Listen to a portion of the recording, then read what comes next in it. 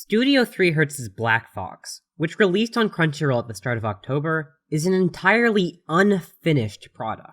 Initially developed as a normal, single-core TV anime, production difficulties eventually saw its first arc reshaped into a film, with the narrative's conclusion still up in the air. Though it must be said that those who believe the movie is a poorly condensed version of the entire show, poorly condensed the Sakuga blog article they learned this from. And there's no particular reason to believe that more movies won't come out if this one is a success, seeing as some amount of pre-production is doubtlessly already finished. Still, even with that potential for more, Black Fox presents a problem, one I've always found difficult to discuss as an AniTuber, especially during the periods in which I was anxious to put out videos while various seasonal shows remained relevant. As weekly anime continues to take up a larger and larger part of anime discussion, as mass culture trends inexorably towards franchise building and sequel baiting, how are we actually supposed to discuss and criticize media?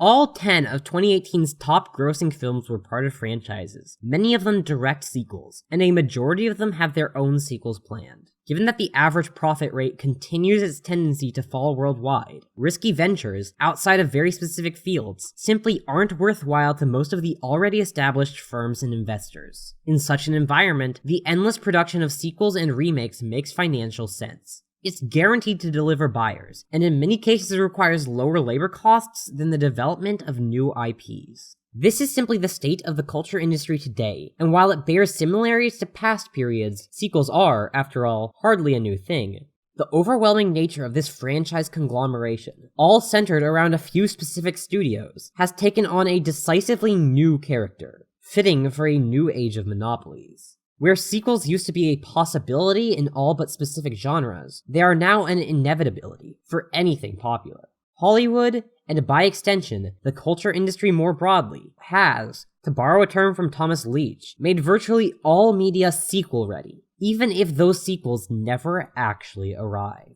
Furthermore, the growth of digital distribution has had its own effects, ones we in the anime community are well aware of.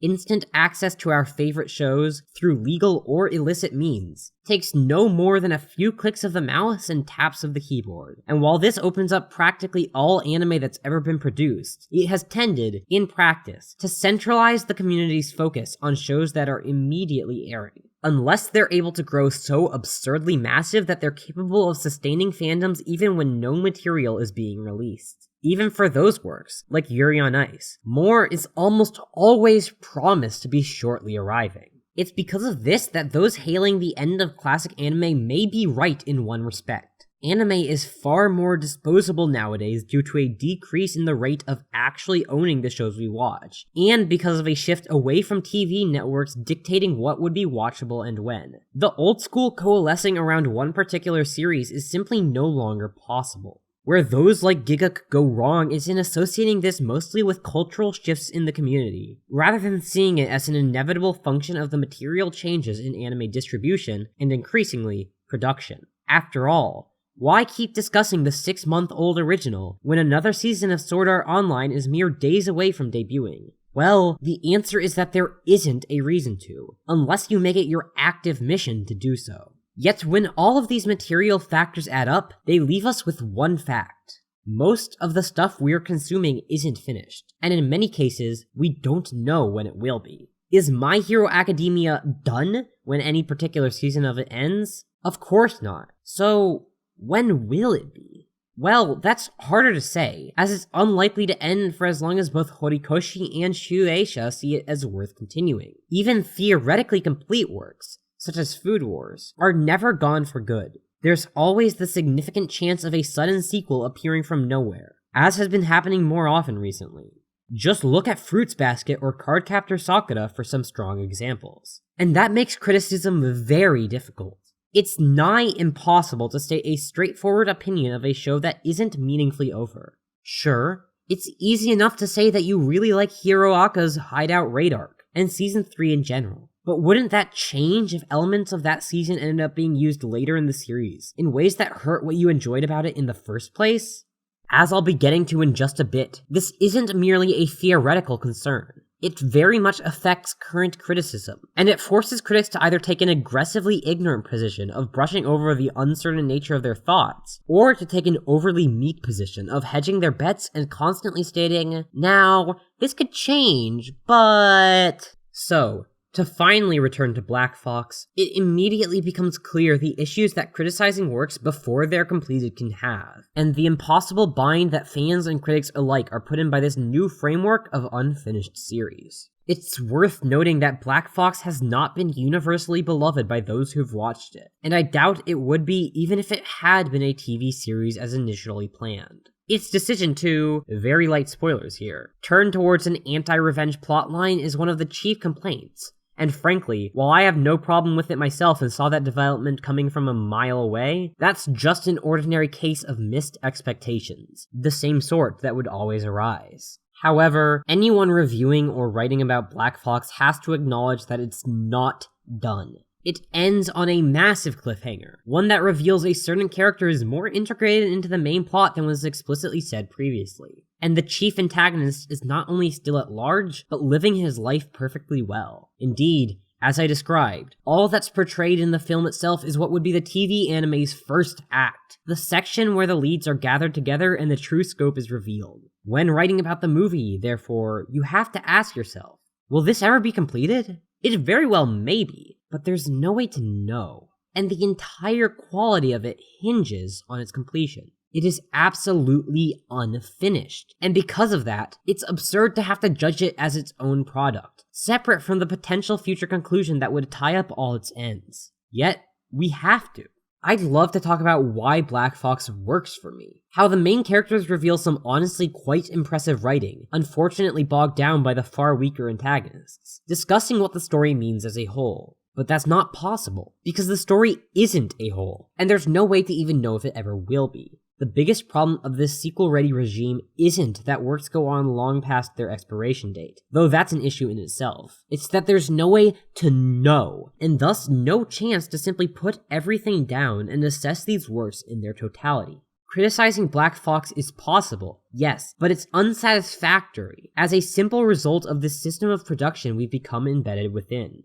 One of my favorite non-anime examples of this is the video game Virtue's Last Reward, part of the Zero Escape series. A satisfying sequel to its predecessor, 999, in itself. The number of unpredictable yet well-foreshadowed twists is astounding, and it does a fantastic job of setting up intriguing hooks for the next game in the series. Unfortunately, that game, Zero Time Dilemma, utterly fails to follow through with most of the broad strokes plot that VLR set up. And in doing so, it's earned the ire of significant parts of the community, myself included. But really, isn't much of the problem that VLR set up hooks it could never satisfyingly fulfill? Matthew Matosis reflected this same thought in a recent video of his. We've got to blame unfinished products that send checks their sequels can never cash, just as much we do those sequels. If Uchikoshi, the game's writer, had known that Zero Time Dilemma wasn't going to fulfill what he'd set up, he shouldn't have written it like that.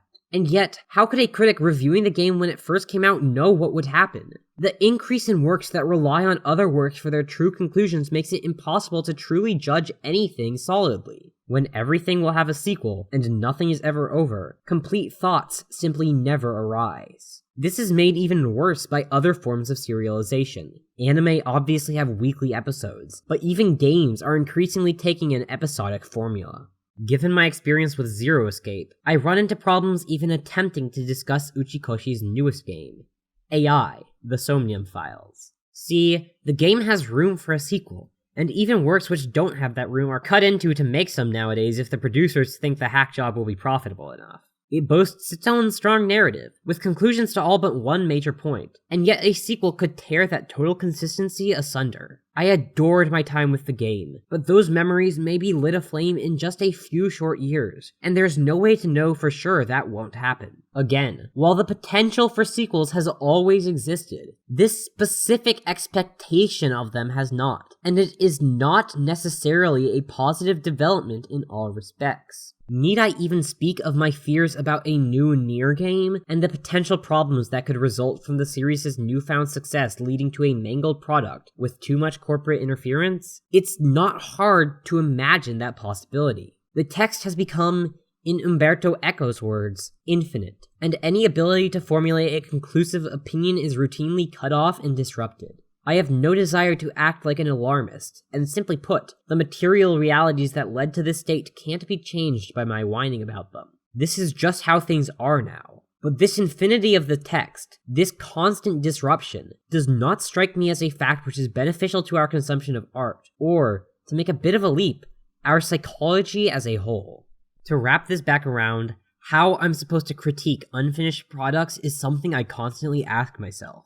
In the bygone days of early 2018, when I was putting a video out at least once a week, I frequently wrote of airing shows, and from time to time, my assumptions about those works were totally upended as they continued. Yet, it's impossible not to discuss these works as they air. The increasing transience of viewer attention forces it materially, as anyone attempting to make some sort of income, even a paltry one, on criticism has to appeal to audience expectations and release content on things people care about. Beyond the monetary incentive, algorithmic forces such as YouTube structurally privilege videos about airing works due to their integration of search engine popularity. But even for an ideal subject, one who only wants to write with no concern for their criticism actually being seen, it's inevitable that they're going to talk about things as they come out. Of course, viewers won't simply shut up and wait until something is, somehow, entirely over, never to be iterated upon again. Such a thing isn't possible, at least without some drastic shifts to the entire way media is produced and consumed. And even if it were, I'm not sure it'd be preferable. Many works live and die on the very discussion that dries up after their completion. A series like last season's Given was not that popular as it began airing, and it's thanks to the many fans who promoted it as a damn good romance that it eventually got so many viewers. That simply wouldn't be possible if we refused to discuss series that aren't done. If I had to devise an actual plan here, I would say that our criticism of unfinished works should always couch itself in its own contingency, clearly marking out the fact that the topics of discussion just aren't done, and might not be for a long time. At the same time, we can't react to what we're consuming with the context of yet untold events, and it'd be absurd to expect anyone to. No one who praised Virtue's Last Reward's twists was wrong to do so at the time, even if, in hindsight, their inability to validate themselves has proven them weak. Similarly, criticism of Black Fox for feeling rushed and light on characterization may be rendered laughable by future installments, or it could be validated if more never arrives. It's a tough balancing act, and one we're forced into making by the conditions in which we live, and all we can do is attempt to keep both feet planted firmly on the ground, for whatever minor good that might do us. After all, for whatever pundits may claim, it's not critics or consumers who've ultimately created this culture of sequels and franchisation. It's capital's fundamental laws. Yep, you knew I had to get an explicit jab at capitalism in there, didn't you? The regime of the unfinished work promises to reign until a new era. Might as well embrace it.